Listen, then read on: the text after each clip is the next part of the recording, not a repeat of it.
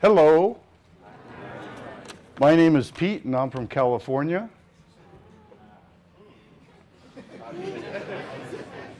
San Francisco, actually. But this is a great opportunity. First, thank you to my host. Olga invited me here. I was so excited to come back to South Africa. I gave a talk last year at an event in Cape Town, but I am back. And one of the things I want you guys to know, and you may not realize this, but you are lucky. You are at an event that is unique in the world.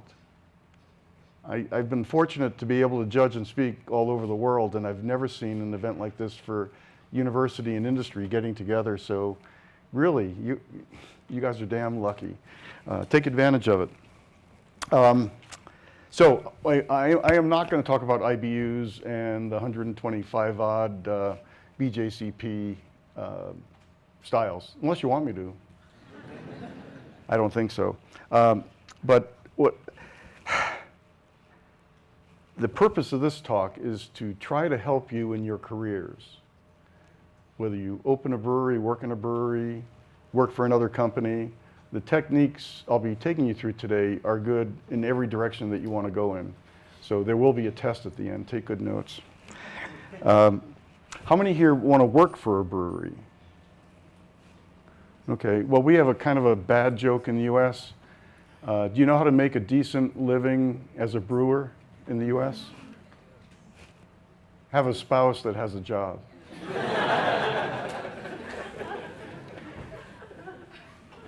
Who here wants to start a brewery? Wow, fantastic. Stop, don't do it. Okay, so I did some research the other day, and I found out the Western Cape University did some research, and they found that between 70 and 80% of small businesses fail within 5 years. In the US, it's a little lower. 50% of small businesses fail within the first 5 years. The statistics are against you, but it doesn't mean you shouldn't try. The other thing that you need to know if you're going to start a brewing company, and I kind of made up this number, but I think it's fairly accurate. If you start a brewing company, only about 10%, maybe 15% of your time is involved with brewing. So you're not opening a brewery, you're opening up a business. And you have to realize that. And those who go in believing they're opening a business will have a higher probability of success. No guarantees whatsoever. If you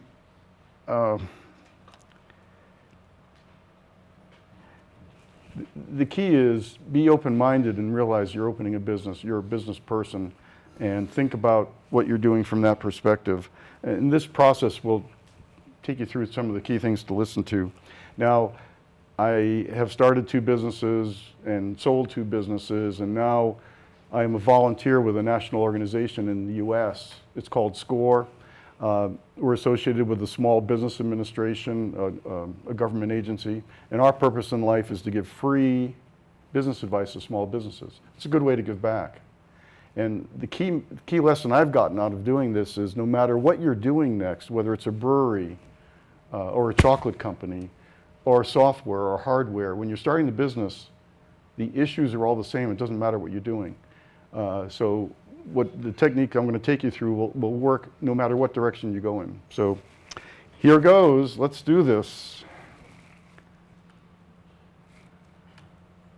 Okay, this is a course, so to speak, on developing an elevator pitch. Okay, who here has no clue what an elevator pitch is? Great, I didn't know what it was until later in my life. And by the way, later in life, I have to say this. I thank my wife. I never drank alcohol till I was 21, not because it was legal, but I hated the taste of alcohol, especially beer. Then I met my wife, and she got me to try wine, and I could barely drink wine, but I couldn't drink beer until I decided as a lark just to homebrew. And when I started homebrewing, I fell in love with beer. So I thank my wife. Thank you. So anyway, developing an elevator pitch. Here's the concept. I used to work in Silicon Valley for a telecommunications company, lots of startups in Silicon Valley. You're an engineer. You have an idea for a new company. You're in a skyscraper in San Francisco at the top level, and you get in the elevator, and a venture capitalist gets in the elevator with you. And you're trying to raise money for your company. You have a source of money in the same elevator. An elevator pitch is sort of like the time between the top floor and the bottom floor. How do you have a convincing story? Not to have the venture capitalist fund you on that, but get them interested enough to have another conversation. So the key here, an elevator pitch is, how do you, in a concise and short manner, get your story out there to turn a skeptic into a partial believer? Okay?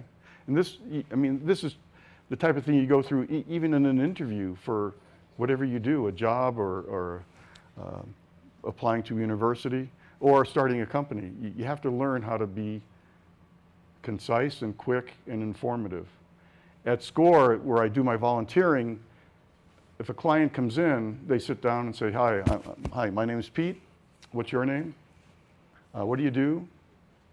And they give me a, sort of like a title. And then I say, I'm a skeptic. Why should I care about what you're doing? And you know the term, a deer in the headlights? That's what I get from just about every client I have. They're not prepared to have a concise story of why I should believe in what they're doing. Okay, just quickly, I created the first American brown ale, Pete's Wicked Ale. It's great to actually develop a whole new beer style. The packaging looks kind of weird, but this will be part of the conversation later on. We specifically wanted a label not to be beautiful and not to be expensive, but to be able to be seen from 5 meters away. Okay? This worked. I mean, it didn't matter whether you liked the art or not. Your eye went to it, and when you walked down the shelf, you'd pick it up to learn more. But this is what we started with. What did we do? I started the company with a partner, Mark. I never drank till I was 21. Mark's never had alcohol in his whole life, but he thought beer would be fun. And if beer ain't fun, don't do it. I mean, come on, it's beer. So we started in 1986. We went public on the New York Exchange in 95, and we got fully acquired in 98. Along the way, we got gold medals for our beers. I created a new beer style, American Brown Ale. If you use these techniques and others, we put a strategy together for our company, and we achieved 10 consecutive years of over 100% growth. Now, does that mean anything to you guys? That's impossible. But by utilizing some of these techniques, it'll put you on a path to succeed. We got up to, in our peak year, in our 10th year, we got up to 500,000 hectoliters. Does that mean anything to you? We got to be number 2 behind Sam Adams. Our peak revenue was 70 million. And what I think, rather than the money, I think the fact that we sold 1 billion bottles of beer is pretty fantastic. So let's start singing 1 billion bottles of beer in the world. Okay, after selling the beer company, I went to Belgium to learn about Belgian beers and discovered Belgian chocolate, wondered why the chocolate in the US was terrible, researched it, found out why, and got in early in craft chocolate in the US. In 2000, I started Cocoa Pete's Chocolate Adventures. Applied the same techniques that we learned in beer to chocolate, and we were able to grow the company and then get acquired 7 years later. Okay, why is the elevator pitch important? It's not just for venture capitalists, like I said, it's for any encounter that you have, anybody you touch. If you're trying to convince them about you or your company, how do you convince this other person to want to pay attention and believe what you're saying? And it's a way to differentiate what you're doing in your company from other companies. Oops. So what is an elevator pitch? I mentioned a short and concise statement to get others to express an interest in you. It's not to close the deal, it's just to generate interest. There's no fixed length, although you want it to be relatively short. And this is key too, there's not one pitch. It depends who you're talking to. I have a slide coming up. Well, I'll get into that. It's not just for people who want to finance your company. It could be for the media. It could be for employees. Your pitch has to be modified to the audience. You have to understand what's of interest to your audience, modify the pitch to that audience. We have a state in the U.S., the state of Missouri. It's in the middle of the country, and their motto for the state is the show me state. And that's my belief for all you people going out into the world.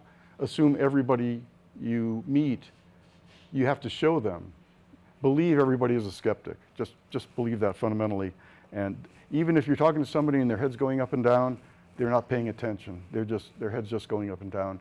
So really focus on turning a skeptic into a believer.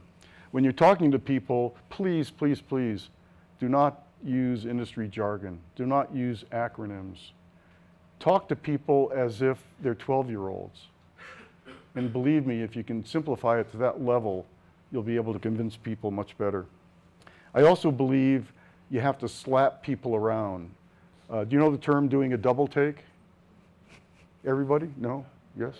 So I believe to get attention of people, you really have to slap them in the face and say, listen to me. Don't care about your job or your family or your vacation. Focus on what I want to say. I'll give you an example in a bit. So when I mentioned you have to be able to customize your pitch depending on your audience. In the world of beer in the US, this is the universe that you have to convince. You have to convince investors if you're raising money. You have to convince your employees not only to come to your company, but to stay with you. Turnover will kill your company. The wholesaler owner, we have a 3-tier system in the US. You have to sell to a distributor. They sell to a retailer. Retailer sells to the end user. How do you get a distributor owner to want to bring you into their portfolio? Then within the distributor, the salespeople at the distributor, they're selling 300 different beers. How do you convince them to sell your beer instead of the other $2.99? So you have all these, I call them touch points. You have to understand what's important to these different touch points and modify your pitch to be of interest to them. Okay, this is where it comes together. What are the elements of your pitch? There are 4 key areas. The first is, who are you? Second is, what niche in the market have you identified that needs to be filled? Third is, who are your competitors? Direct and indirect, and we can talk about that. And last, the key is, for each competitor, why are you different and why are you better? If you want to turn a skeptic into a believer, this last one is the key. Okay, for who are you? It's not your resume. I don't care that you went to this university and got these degrees. I'm an outsider. I want to do business with you. The fact that the Western Cape study said that 70–80% of small business disappears within 5 years, why would I want to be associated with you if the probability of you going out of business is high? Convince me that you know how to start and run a business. That's what I mean by who are you. Give confidence to the other person. There are techniques for doing that, even if you haven't started a company before. What niche have you identified that isn't being filled? It could be a style of beer. It could be anything, but try to identify a hole in the marketplace that you can try to own and be able to explain what that is. If you're going into a crowded field, that just makes it worse. Makes your job a lot harder. But if you can identify a niche, then you can try to own it, and you can use that for differentiation. Is this making sense? Yeah. Okay. Who are your direct and potential competitors? Well, if you're going to open a craft brewery here, who are your competitors? Other craft brewers, right? So what makes your company different? Think about it. If you're making the same beers, who cares? Why should I go to you versus somebody else? You have to think of other ideas that'll help you differentiate. Again, I'll get to that in a second. But for each of the main competitors, figure out not to diss them and say, oh, they suck. But say for this competitor or these sets of competitors, this is how our company is different, and why we're better.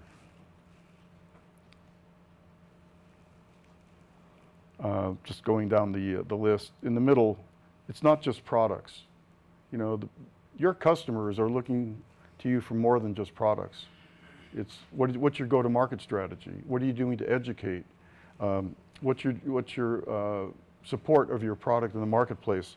What promotions are you doing? What's your quality level? How are you assuring quality? These are all elements that you can use in your differentiation. So it's not just product. It's across the board for that set that you're touching. And key, demonstrate exactly why and how you're doing it differently is better. Okay, making people do a double take, making people stop in their tracks, wake them up, pay attention. The key in everything you do is be memorable. Do something that makes people remember you for. Just a quick anecdote. How am I doing on time? Okay, so in the case of, this is a case of being memorable. In our chocolate company, I would go to stores, have a plate of chocolate at a desk. People would walk by, grab the chocolate, and keep walking. There's nothing memorable. They don't know who I am. They just keep walking, eating the chocolate. I needed something to have people stop in their tracks so I can have a conversation with them and they can get to know our company. So I went to an electronics store, got a digital sound level meter. It measures decibels. I put a purple plastic housing around it and called it a moanometer. What happened when people tried our chocolate? The eyes would close. This is men and women. Eyes would close, head goes back, and you hear a mmm. So, so I wanted people to come by and get the chocolate, and inevitably what happened was people would grab the chocolate, take 2 steps, turn around and say, "What's that purple thing on your table?" And I'd say, "Oh, I invented a new scientific instrument. It's called a moanometer. Our chocolate's going to make you moan. I can tell you the decibels of your moan." And people would come back. They'd go, only 40 dB, 60 dB, and just get a higher noise. Of course, in the store environment, people were wondering, who are these crazy people? And they'd come over. I didn't care whether people remembered our company for the company name, or our chocolates, or the moanometer, as long as they remembered something about it. Okay, if you live in the United States, just about everybody in the United States knows about the Statue of Liberty. You've probably seen pictures of it. Did you know that there's a poem on the Statue of Liberty? The poem goes, "Give me your tired, your poor, your huddled masses, yearning to breathe free, the wretched refuse of your teeming shore. Send these, the homeless, tempest-tossed, to me. I lift my lamp beside the golden door." Not everybody knows the whole poem, but they know the beginning of it, right? Well, trust me. For our elevator pitch to lead off, I wanted to slap people in the face. So you'll hear my whole pitch in a second.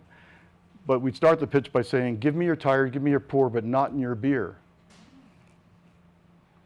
And you're probably wondering, what the hell is this guy talking about? And that's the point. I want you to stop and focus on why I said that. Did that statement make you think? No? Yes? Okay. This is too small to read, so I am going to, just bear with me. We did not, my partner and I weren't smart enough to put an elevator pitch together when we started, but we put a strategy together, and if we had done a pitch, the elements of this are the strategies that we actually employed, but it's like looking back in time, if we had a pitch, this would be it. The pitch, as I remember, the pitch, as I mentioned before, is for different audiences. So when I go through this, it may be a little long, but some paragraphs are for some audiences, other paragraphs are for other audiences. But I wanted to point out, these are all elements that are important for the people you touch. Okay, you ready? Got your beers ready? Okay, give me your tired, give me your poor, but not in your beer. The beer business in the US has been almost $100 billion a year with no growth. It's made up of several segments with only a few that are growing, that being light beer imports and a new, fairly new segment called microbeer that's 25 million a year, 25 out of 100 billion, but growing at 50% a year. Imports have the glamour, but the reality is that time and temperature degrade beer fairly quickly. Imports are tired and poor by the time they appear on our shelves. They are our target, not the big guys. While we have no experience in the beer industry, we believe we can differentiate ourselves by making world-class beers and not taking ourselves seriously. Humor and attitude being core values of our company. No other microbeer is taking that perspective. Hence our product name, Pete's Wicked Ale. Our goal is to be a national company rather than a local or regional company. Our go-to-market strategy will reflect that. There's something called the Holy Trinity of marketing. The three elements are awareness, trial, and repetition. These will be our operating Bible. I'm not going to get into awareness, trial, and repetition, but putting our dog on a purple label was for awareness. It was key. We will also differentiate ourselves by not building a brewery, but by leveraging excess capacity in the industry. This will allow us to lower costs as well as achieve higher quality than other microbrewers. One key element that no one else is doing is to utilize funds that we don't spend on building a brewery and investing in our own direct sales force. Though we still have to sell through distributors, having our own feet on the street will help build relationships with distributor, salespeople, retailers, and consumers. We believe in the old adage, out of sight, out of mind. We have also decided that we would rather be small owners of a big company rather than large owners of a small company. So we have no problem bringing on the most talented people and investors. In our first year of operations at the national competition, the professional beer judges picked us as the second best ale in the country. The consumers picked us as the #1 ale in the country. We may be onto something.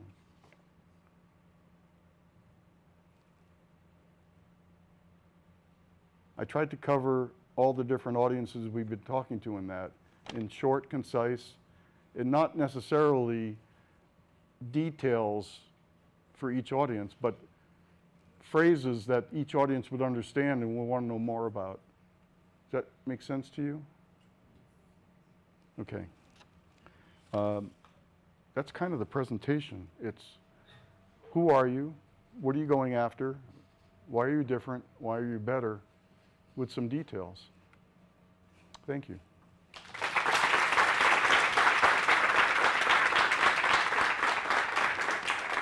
Any questions? Yes. Any questions, guys? Can you talk a bit about how you went about creating this new style, or how that got accepted into the various categories? Sure. My favorite beer at the time was Samuel Smith's Nut Brown Ale from Tadcaster in England. You ever hear of it? It's an English brown ale. I loved it. I love malt. That's what got me into home brewing. But I found the malt in Samuel Smith's Nut Brown Ale was, it filled me up. So I experimented and added more hops. So I raised the IBUs and dry hopped it. And because it was more hop focused than malt focused, the judging community, and because we sold a lot of it, the judging community created the new American Brown Ale versus the English Brown Ale category. I noticed in your pitch, you didn't talk about it in your earlier, but in your pitch you were talking about utilizing excess industry capacity. So you guys were focusing mainly on doing commission brews, or having brews commissioned for you. How did you find that as a process, and did that not impact your brand not having a home or something like that? The only people who cared that we were a contract brewer were other brewers. Consumers didn't care, distributors didn't care, retailers didn't care, the press didn't care, but we did more than that. We wanted to protect ourselves in the environment of another brewery. So we actually hired a brewmaster. We got the first American graduate of Weinstefan, And when he showed up for work the first day, we said, nope, not here. You're living at the other brewery. And by the time we got acquired, we had 12 of our own employees living at the host brewery. We wanted to protect ourselves. So we didn't want to put anything at risk. We wanted to control our destiny. So the idea that there was excess capacity at bigger brewers was important to us because we knew that at their scale, our cost of sales were going to go down. But more importantly, their labs and QA processes would be much more advanced than what we could afford as a small company. So we got lower cost, higher quality, and we were the first US brewer in cans because our partner brewery had cans. And it was, for us, we thought, why would anybody not do this? Why would you take years or a year, hundreds of thousands of dollars, millions of dollars? Why would you waste time doing that? As a small company, time is money. You need to get to market to test the concept, to get feedback so you can modify. You know, the minimum viable product, you know that concept?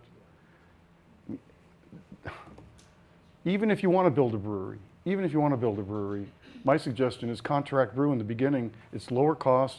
You can prove the concept. If it works out, great. Then you can build a brewery. If it doesn't work out, then you can tweak it before you waste money on a facility. You spoke about starting businesses and then selling them later. And then you also spoke about convincing investors for sustainability. How do you convince someone to invest in something that you're going to sell? That's the first one. And then secondly, the impact of using your name in the brand. Has an effect in any of your experience in that? Okay, let's do that one first. In the US, there are a number of brands. Let's use ice cream. Have you heard of Ben & Jerry's ice cream? It's international. We believed that every decision we make, you have to assess it on how does it affect probability of success. And with brands like Ben & Jerry's, we had a local cookie company called Mrs. Fields Cookies. She became national. We saw how people reacted to real people. And we thought, yeah, we could call it Palo Alto Brewing Company. That's where we were. But nobody would care. But if we personalize it and actually showed up in the marketplace as real people, there's a higher probability of others getting behind us. Now, my partner, Mark, like I said, never had alcohol. He didn't want his name on it, so my name being on it was on it. But I'm a believer in people are human, people get behind other humans, and it gives you an increased probability. Now, the earlier question was? The investors. How do you convince the investors to invest in your idea or in your business that you are planning to sell at the later stage? Okay. If you're going to start a company by yourself or with a partner or more, one of the first things you should do is decide up front, are you willing to sell the company or do you want to keep this for multi-generations? It's a key question. It'll avoid a lot of problems down the line. When we sat down, we both agreed, screw our kids. If we're lucky enough to get an offer, you can't plan on getting an offer, but if we're lucky enough to get an offer, we'll consider it. So up front, we decided that. That's an important thing for investors. What investor wants to invest in you unless they know they're going to get some money back?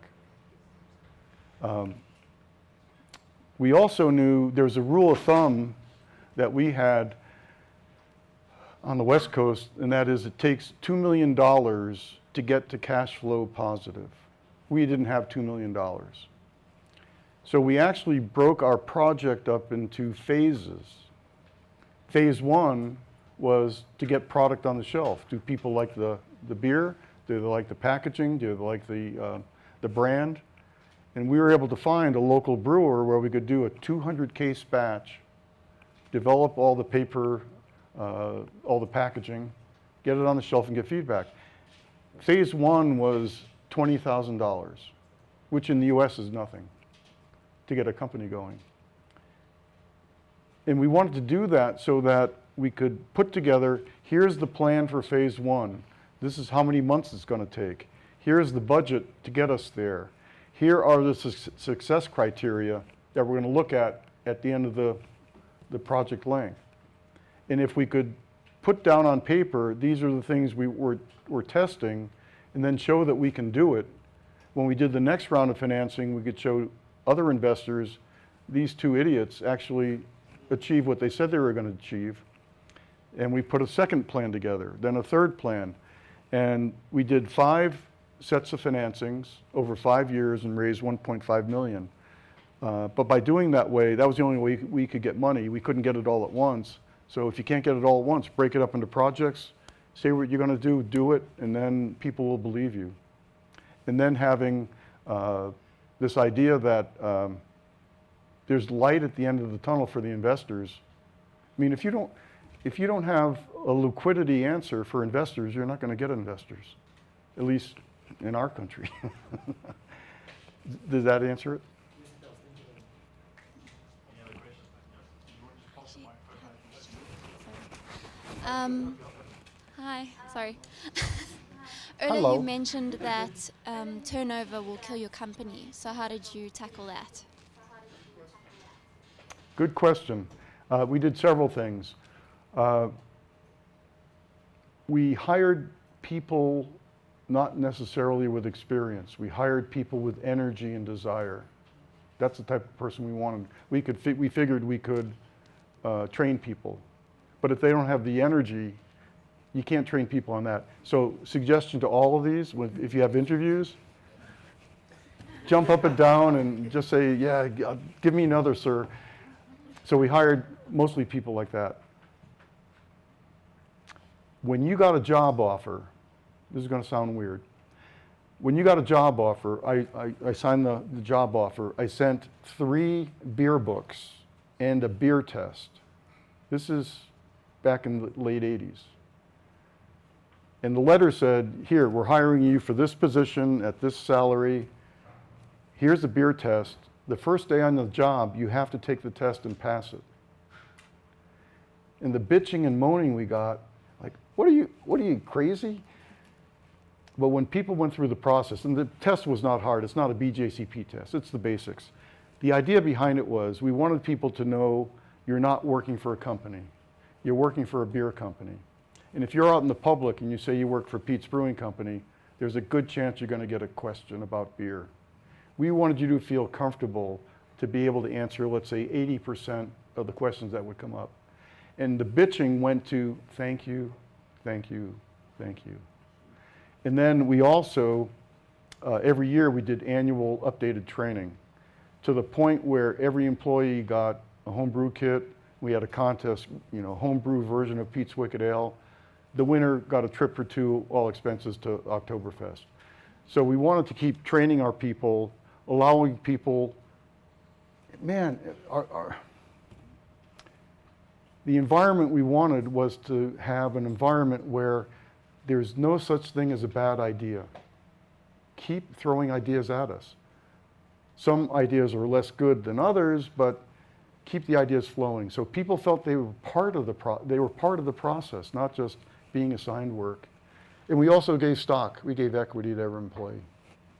We believed if everybody felt they were part of the end goal, then, and our turnover was less than 10% a year. I don't know if you know turnover rates in different businesses, but less than 10% a year is pretty darn low. For example, you mentioned earlier that if you're an engineer and you're in a skyscraper. Yes. So an example like that, like how do I put myself in spaces that have other brewing engineers and yeast specialists or label designer? How do I get myself in that space? Where can I go in order to give that elevator pitch? Because I have to know, okay, I'm in a town with a lot of breweries, so that's what I should do. I should place myself in a space that's surrounded by that. Well, if there are conferences in this country or other countries nearby, if there's a brewing conference, you should be there and be prepared to run into people and be ready to pitch. That's the obvious one. The other might be university alumni events. Maybe yes, maybe no.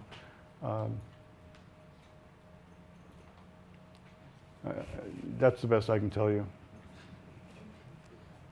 And it doesn't hurt to reach out to a handful of breweries, just see if you can get 10 minutes with the owner or the brewer or the marketing person. You have to have a thick skin, my God. Don't be afraid of being told no. The reality is you're going to be told 9 times out of 10, but the 10th door opening could be the magic. Okay, thank you. Very much.